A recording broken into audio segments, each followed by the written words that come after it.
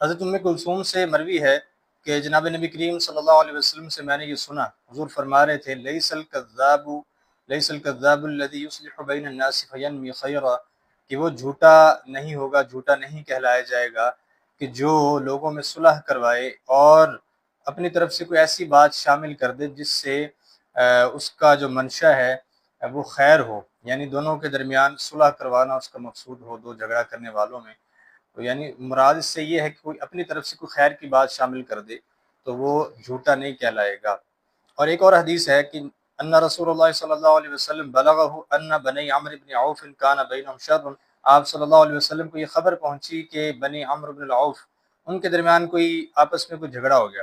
فخرج رسول اللہ صلی اللہ علیہ وسلم یصلح بینہم، حضور صلی اللہ علیہ وسلم وہاں سے باہر تشریف لائے ان کے درمیان صلح کروانے کی غرض سے. فی اناس معه، حضور کے ساتھ کچھ لوگ تھے. فحبس رسول اللہ صلی اللہ علیہ وسلم، آپ صلی اللہ علیہ وسلم کو وہاں روک لیا گیا. حبسہ کا یہ معنی لکھا ہے اتأخر تو اخیرہ عند القوم وامسکہ لیضیفوہ، یعنی آپ صلی اللہ علیہ وسلم وہاں دیر ہو گئی اور ان لوگوں نے حضور صلی اللہ علیہ وسلم سے درخواست کی ہوگی کہ ہم آپ کی کوئی ضیافت کرنا چاہتے ہیں.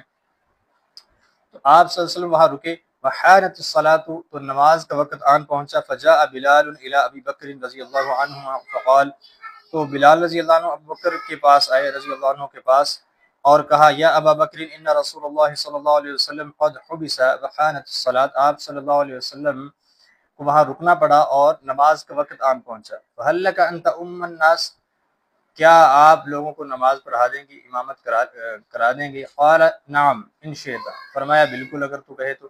فاقام بلال الصلاۃ، تو بلال رضی اللہ عنہ نے اقامت کہی. وتقدم ابو بکر، ابو بکر رضی اللہ عنہ آگے بڑھے. فکبر وکبر الناس، تکبیر کہی، لوگوں نے بھی تکبیر کہی.